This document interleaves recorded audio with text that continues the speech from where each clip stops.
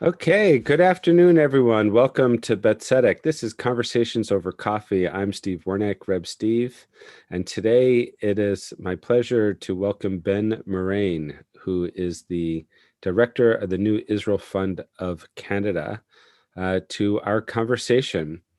Uh, we didn't plan this when we scheduled this meeting, but to happen on the day after a new Israeli government is elected is certainly fortuitous. And as we know, Israel has been in the news and on our minds for the last month or so, not only because of the challenges of its fourth election in 3 years and now finally a government.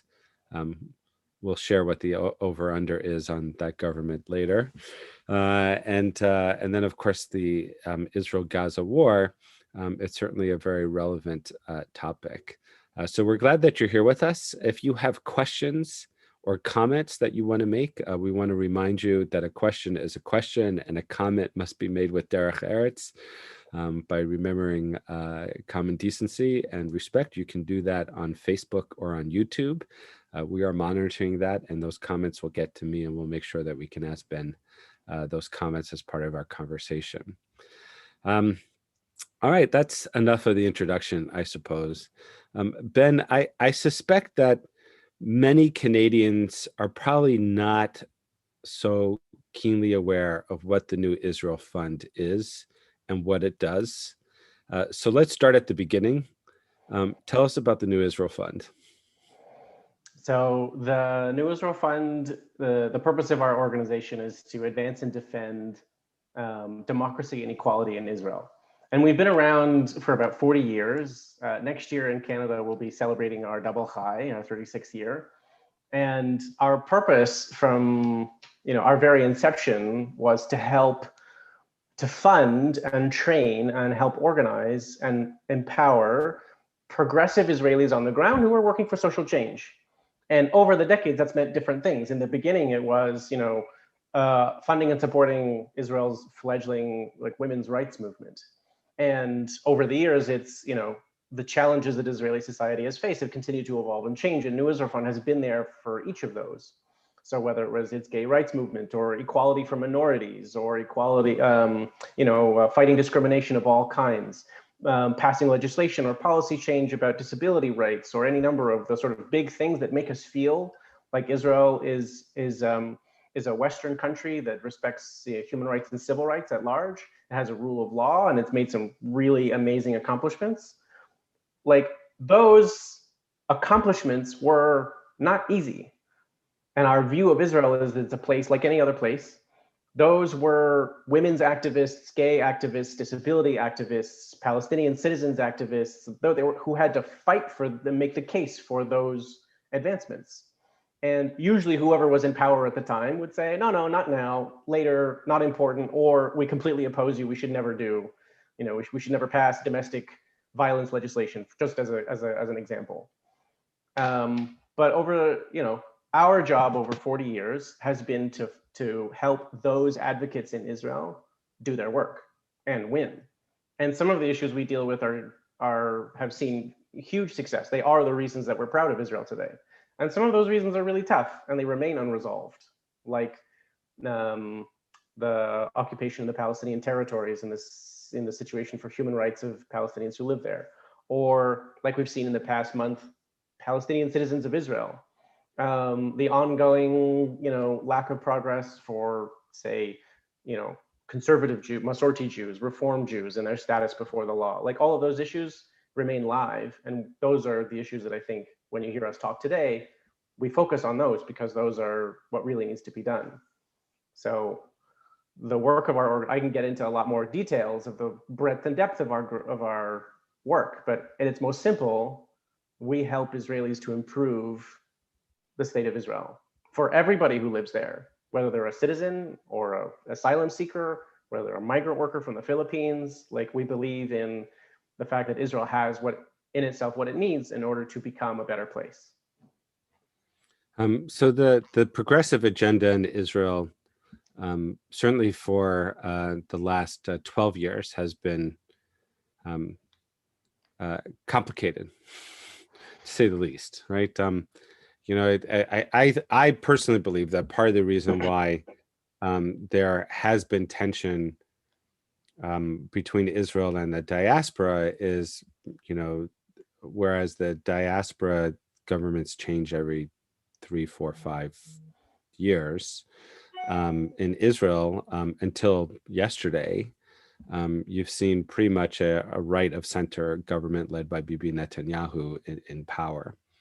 And so that the gap between a more right of center Israeli government and a diaspora Jewry that is center to left of center, has people feeling disconnected.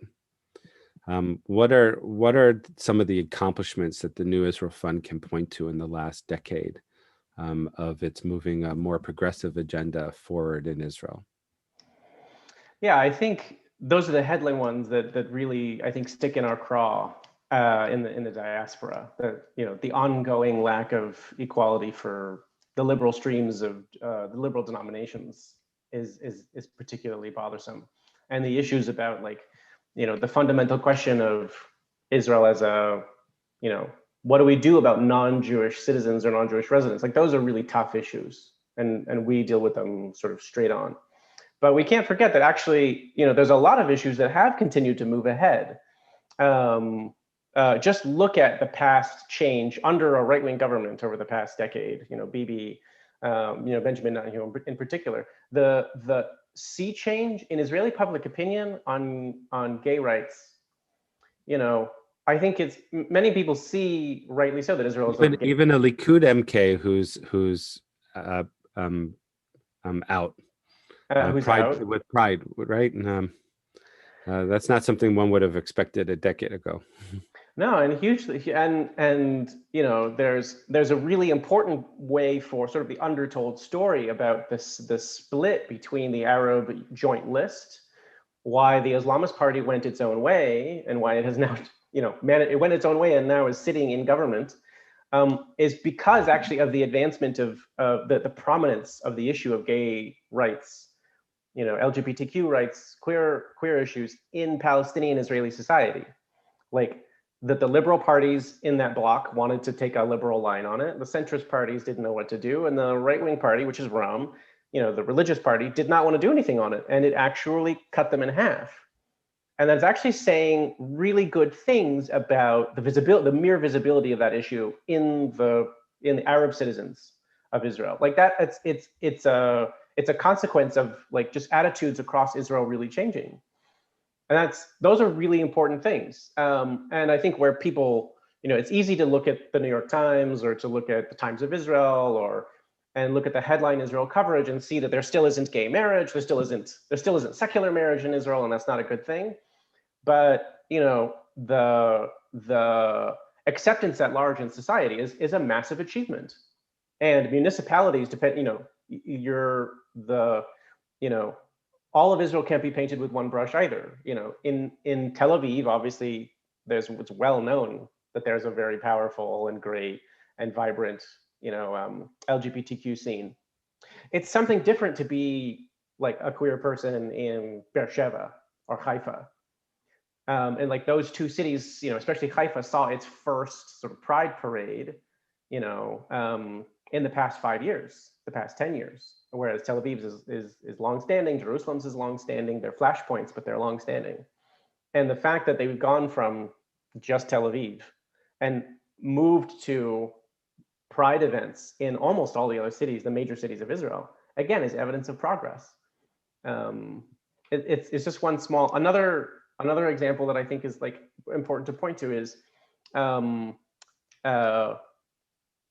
even though the Netanyahu governments have been talking out of one side of their mouth, saying incredibly insightful things against non-Jewish citizens, especially Palestinians. When you say insightful there, I just want to point out you're spelling it with a C. Yes. Not Right. particularly, illuminative things about. Right. Right.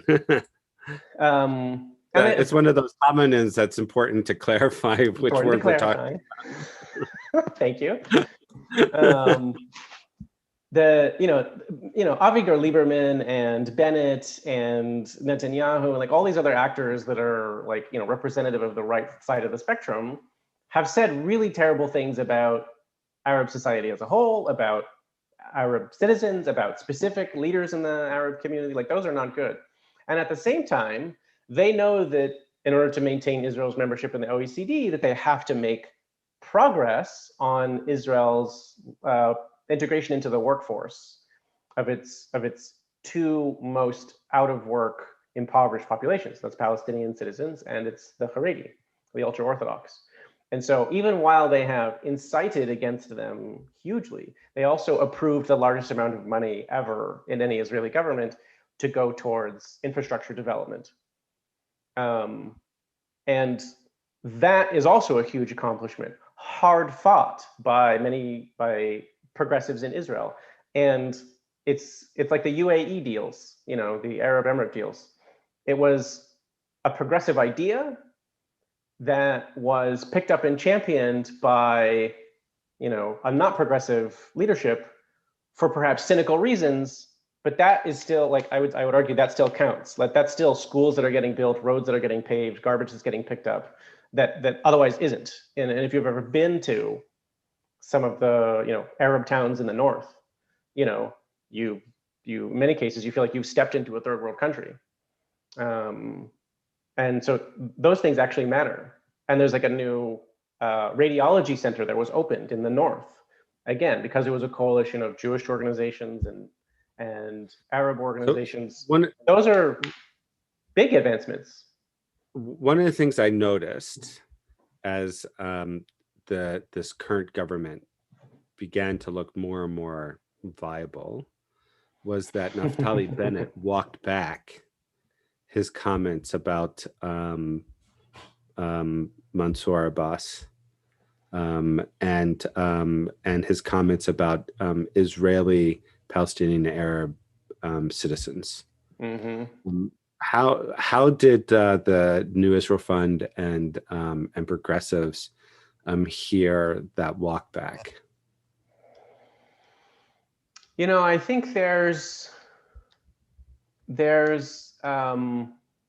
little trust, that this government is going to become, the main, that it's going to stay in power for very long, that it will reach Lapid's rotation time. There's a lot of, Israelis at large, opinion polls tell us, especially the opinion polls by the Israeli Democracy Institute, that there's very, very low trust and faith in Israel's politicians across the spectrum. One thing Israelis can agree on is they hate their leaders, from the right wing or the left wing. They hate them at large. And so I think they will go where the votes go. But I think we can't underappreciate and we can't understate the importance of not continuing on the road that we've gone down, where it was an arch-right government that was really delegitimizing major chunks of the rest of the country in order to get elected and stay in power. And, we've said this over the past number of elections because the underlying electorate has not changed, right? It's balanced on the tip of a knife. It's been 50-50 all 4 elections. It's always mattered 2 or 3 seats or 1 seat, who's going to get the coalition.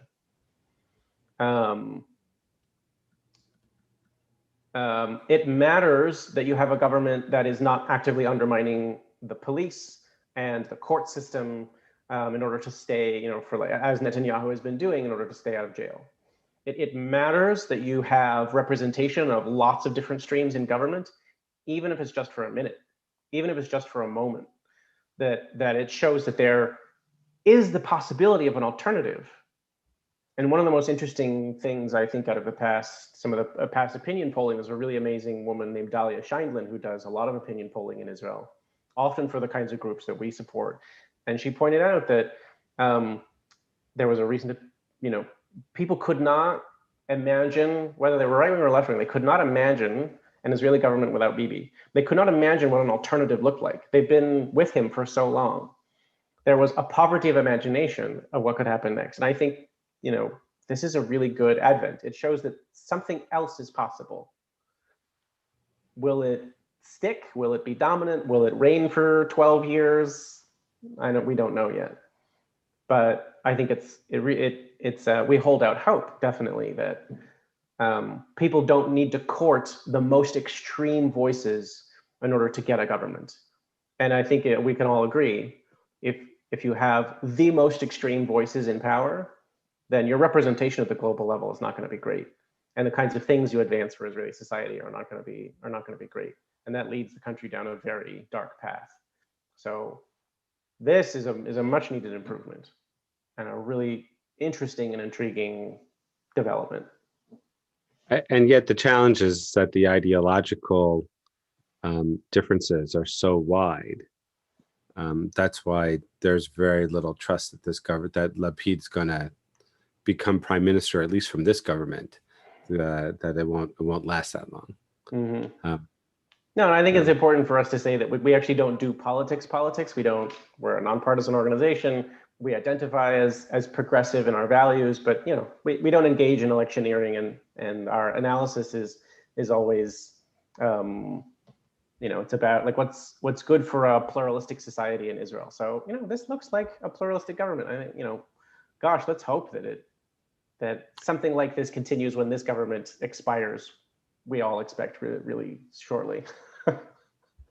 One of the things that we hear a lot about, especially here in the diaspora, is the growing gap between the next generation and their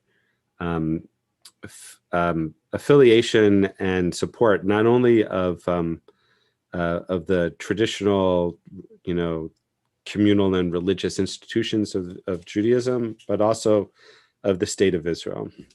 And I know that this is one of the things that you've been doing a lot of research in terms of understanding where young people are, especially with regard to Israel. What are some of the things that you've been learning? It's very much an exercise in studying myself, as well as my peers. I grew up not terribly connected to Jewish institutions, although in a really proudly Jewish home. And when I later moved to a bigger Jewish community and began sort of discovering, the things and the ways that the mainstream or that most Jewish institutions talked about Israel, I couldn't explain to you why it didn't feel right. But I really endeavored to dive into it. So I went to Israel and I did a bunch of volunteering, and it did what I saw in Israel on the ground did not square with how we talked about Israel. So yeah, I've really, it's my first work with New Israel Fund about a decade ago began with running the 20s and 30s program of New Israel Fund in New York City. And that was back in 2008 when there were already studies at that time showing a generation gap. And that generation gap has remained a big feature of all the studies that we've done, that the Jewish community has done about itself, and a lot of hand wringing. The most interesting thing when it comes to, usually there are American studies in nature, but there was that study here, 2018, by Environics. It was the most in-depth and comprehensive study of Canadian Jews ever. And it had used some questions that were parallel to studies that had been done in the US, like the Pew Research Study. So it was the first time that we could compare apples to apples, and I had just moved to Canada at that point. I was like, oh, so convenient. And the studies there said two things. One, sort of for our purposes, the takeaway were two. Yes, Canadian Jews are different from American Jews in almost every way you can count them. Almost every way, how they see themselves in their minds, how they behave, and how they affiliate, the amount of education they get, receive, their trips to Israel, et cetera, et cetera. It goes on and on and on. So we should, Canadian community was right to crow about that. I felt they buried the lead in that the other major piece of data, the other big takeaway was that Canadian Jews on the topic of Israel have no meaningful difference in the percentages of various views about their attitudes towards Israel. The community leans center left. The community is deeply skeptical of the Israeli government's genuineness towards peace, The population is deeply skeptical of the legitimacy of the settlements. They believe they hurt Israel. Anyway, it's just all of these were very surprising revelations for Canadian Jewry, because I don't know what they told you when you arrived, Steve, but when I arrived, I was told Canadian Jews are much more conservative on Israel or on everything. And of course, when you get that study, it really disabused some of the common misperceptions.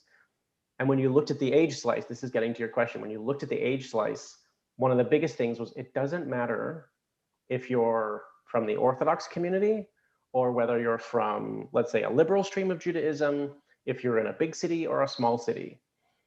If you are younger, you are more liberal than your parents and more liberal than your grandparents. And like I can show a slide if that's helpful, but let me give you permission to do that. Sure. Because I saw that slide and I think it's worth seeing. Okay, there you go. Okay. This information is courtesy of Professor Robert Brim, who's one of the lead researchers of that Environics study, and he's a member of the New Israel Fund of Canada's Advisory Council, and he drew up some of this additional resolution specifically about the liberal-leaning views in Canada.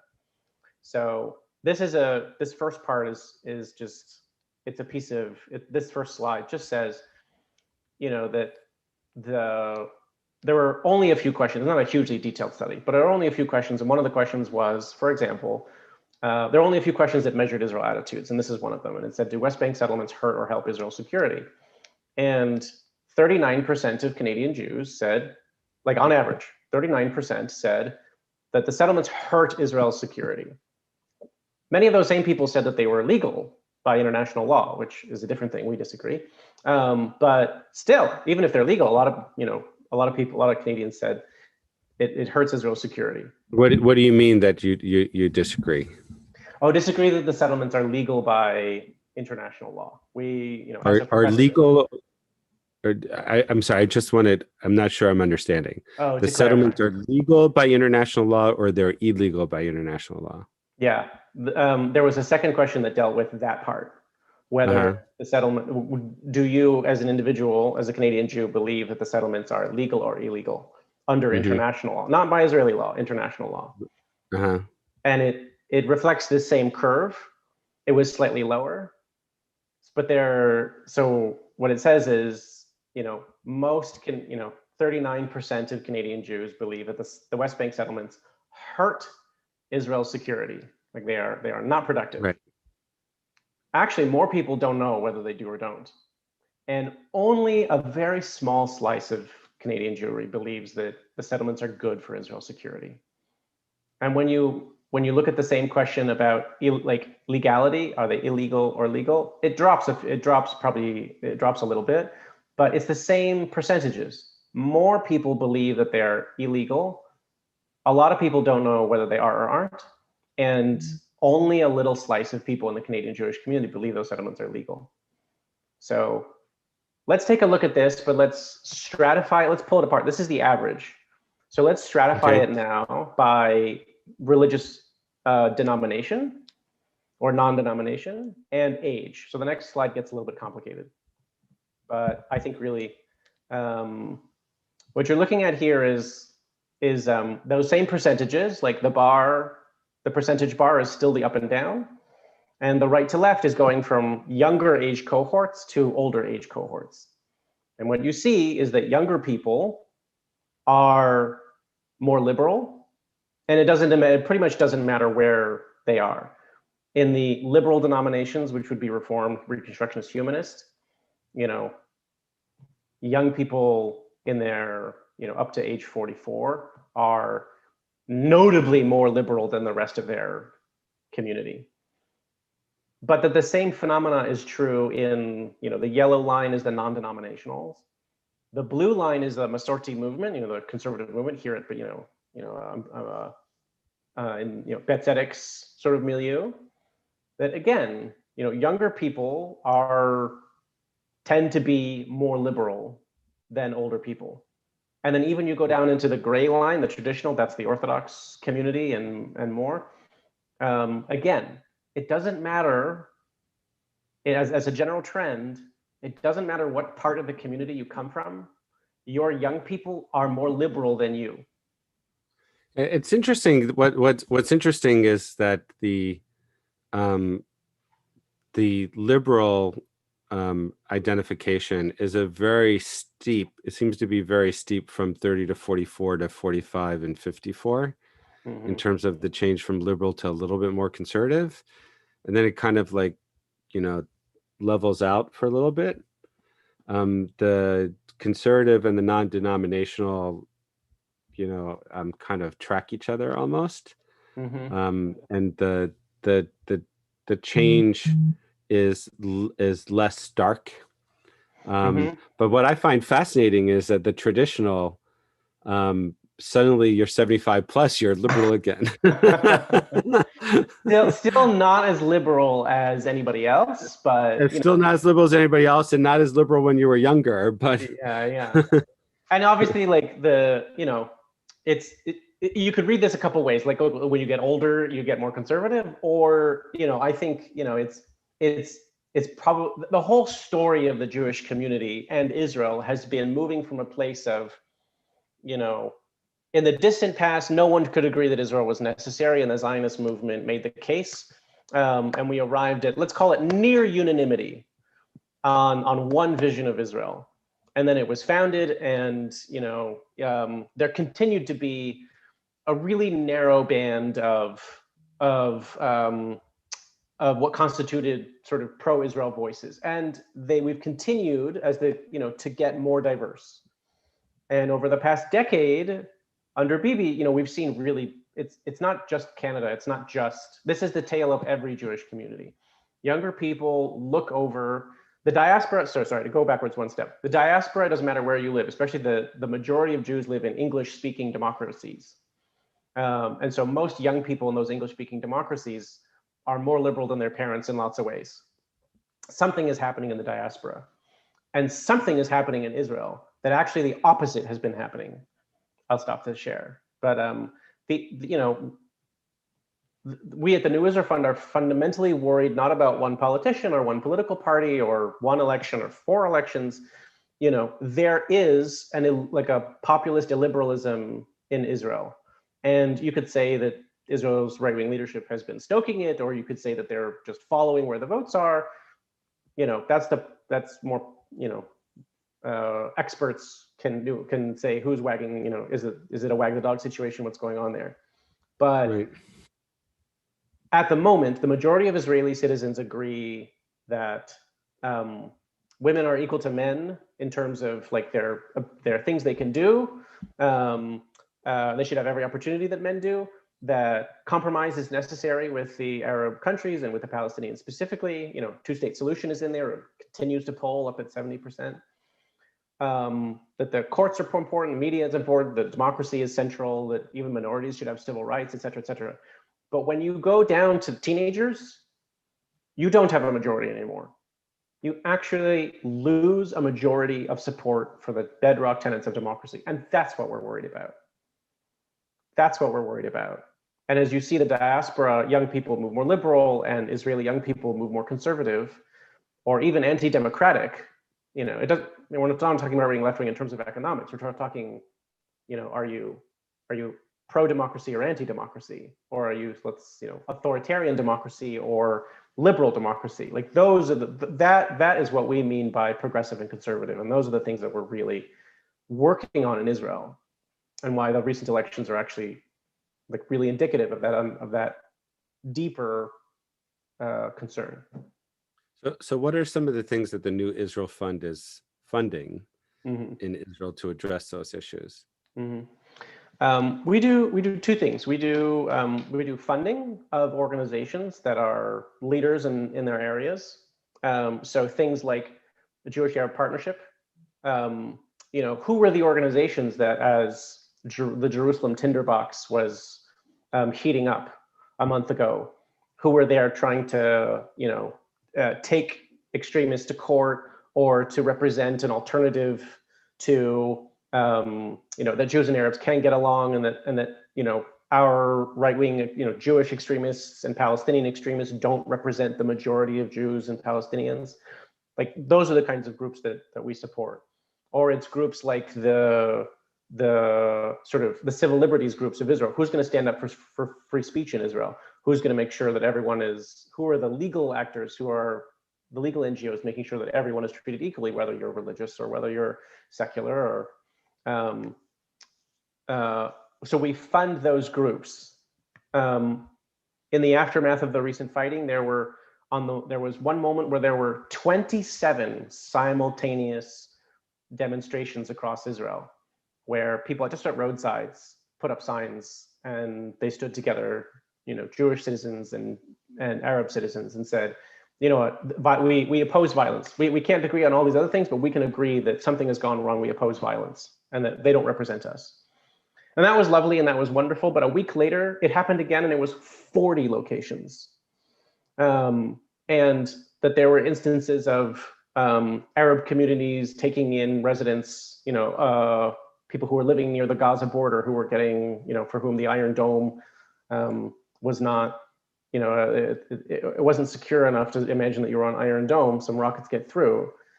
So they went to the north and they lived in a Palestinian town, sheltered by their co-citizens. The kinds of groups that do that emergency response, like that's our bread and butter.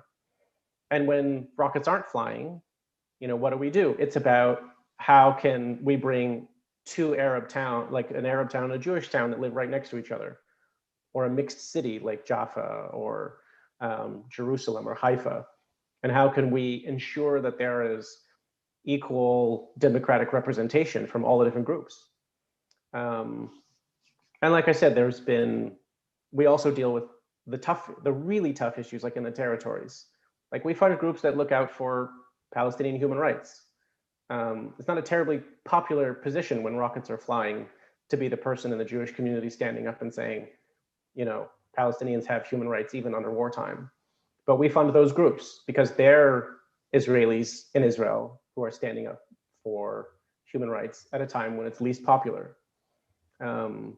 There's a ton more examples that I can give, but I think over the past month, those two issues have consumed the most amount of our focus. And I think if I had to say something about it, everybody on the ground right now is saying, like every one of our organizations on the ground is saying, the organizing we've done in the past month is a categorically larger, stronger, better response than in 2000 when something very similar happened, and during the second Intifada. Even as terrible as the violence has been and as tragic as all the deaths have been, something is different. And the something that is different is that Israeli civil society has learned from those other instances, and they are doing more, and they're doing more smartly. And I think it would be wrong to look at the violence recently and to just say, like, it's getting worse. I think the better metaphor is something of an arms race between the good guys and the bad guys, between the extremists who really don't mind to tear down Israeli society and those who really are trying to repair it. And our job, we see, is to fuel the good guys with money and with training and with support from the outside. There's a lot there and a lot more to talk about. Unfortunately, we've exceeded our time, but thank you, Ben, for this introduction. It's, as you said, it's 36 years in Canada. But I still think that there's a lot of people that are not, they're either aware of it or they don't really know what it is. They're just listening to what other people say about the New Israel Fund. So I appreciate the opportunity to speak with you directly. And I think this is an important conversation. We should continue and find other ways to enlarge it within the Bet Tzedek community. So thank you for your time. Thank you for your work. And we'll say to everyone that's watching us to find out all the exciting things that are happening at Bet Tzedek. Be sure to check us out online, www.beth-tzedek.org. Thanks very much for joining us. Shavua Tov. Have a